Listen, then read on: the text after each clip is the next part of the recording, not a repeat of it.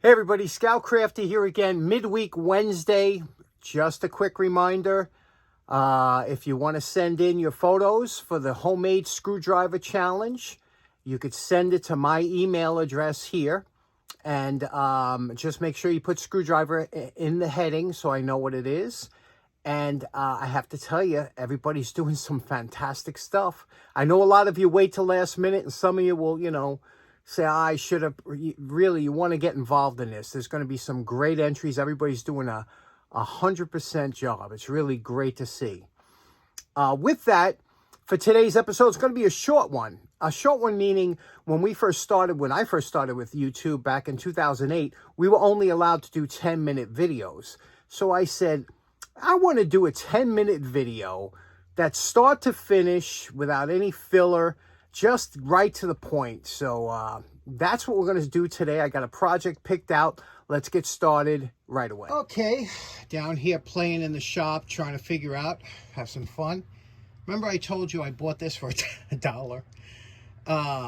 It's a gate valve, and the reason I brought it, I wanted to do a cutaway. And now the first thing I did was I unscrewed it. Now, I took my 4-foot aluminum, 4-foot rigid pipe wrench from Tommy Corolla, and I loosened this up. I put this in the vise and loosened this up, okay? So now we have this, and look at the gunk.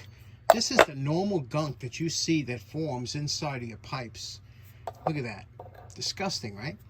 Anyway, so that's out. Now we have the gate valve, what we want to work with. Now there's the gate. Now one thing about these gate valves I can tell you is they are designed to fail.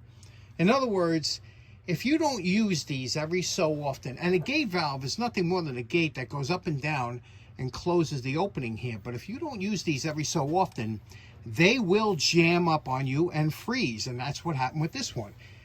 So, and you could try it as you will, but quarter turn valves are the way to go.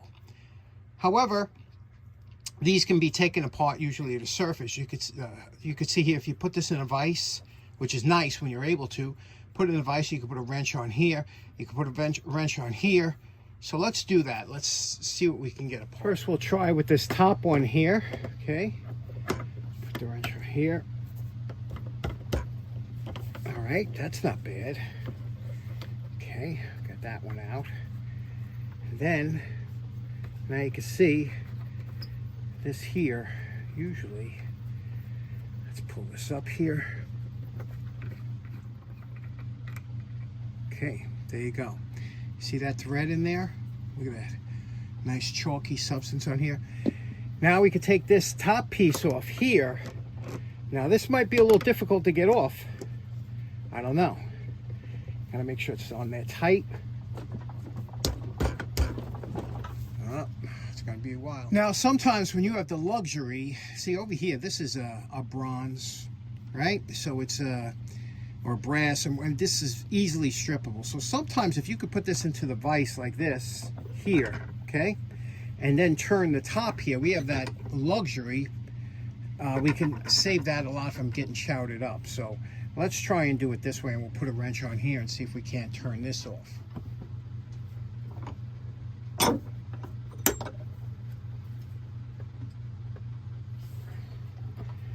Okay.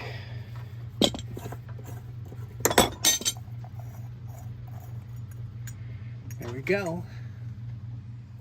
Okay, so we took off here. This here is a seat that stops the water. This here is, all this is a screw that goes in this collar. See that? And this pulls this up and down, and that's the gate. It pulls up and down. Now, obviously, it's not moving because of the corrosion around the inside. So what I'm going to try and do is hit it with a little 50-50 and a little heat, and then see if we can't work it. Because once we can get in here, see what we can do. Okay, we put a little bit of heat. Here we go. We got that in focus. A little bit of heat, a little bit of 50-50. Still, we put it back together, still locked up. What I'm going to do is I'm going to take the Dremel and go around the seat of the gate, because I think there's some crud there. So I'll take the Dremel.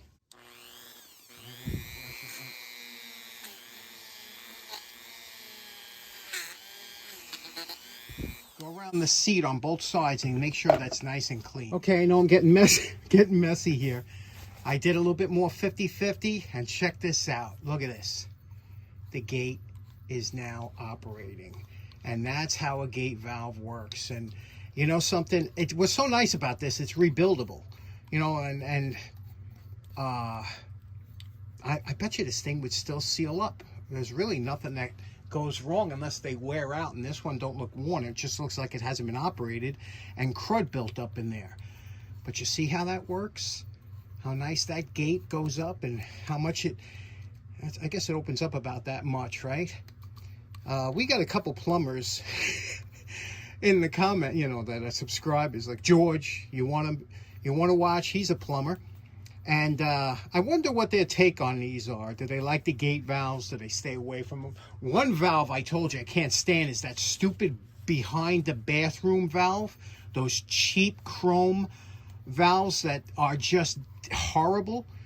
But I like quarter turn valves. But this one here, I just love all kinds of gate valves. So now now that we got it working, I'd like to do a cutaway. I got to figure out how we can do that. Okay, this is the gate valve in its entirety. This is, what is it, 2, 4, 6, 7 pieces.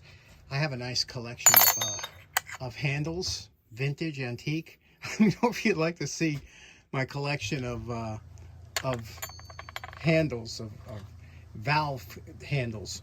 Anyway, now I just got to figure out how we're going to cut this down. I'd like to have it that you could see the gate. This is the gate. This is it. And I'd like to see, you know, have this operational so that you could see it move on. I got to figure this out. Give me a minute. Okay, we're here at the mill. We haven't used the mill in a while. Let's do this. What do you say we just take the mill and that little bit here, and we'll just cut a little circle around here so you can see the insides working. Now, because this is my first time doing this, I'm going to mill a flat spot down the middle. Okay, you can see where we're getting with this. Now we're going to change over to a drill. I'm going to try and drill a lot of that out, and then we'll finish it with the mill. It's pretty tough, this stuff. Now, very simply, I used this step drill to make 3 holes, and then I used the XY table to get rid of the flashing on the side. Okay, I'm pretty happy with that. That looks real nice, and you can see, now you can see it operate. You can see this twist in here.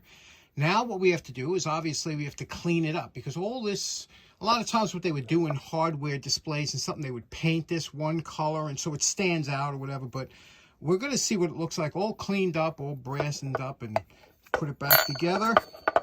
See what it looks like. Okay, this is after wire brushing the entire valve, and now we have to do the facets. We're going to take the facets and polish them out so they really pop.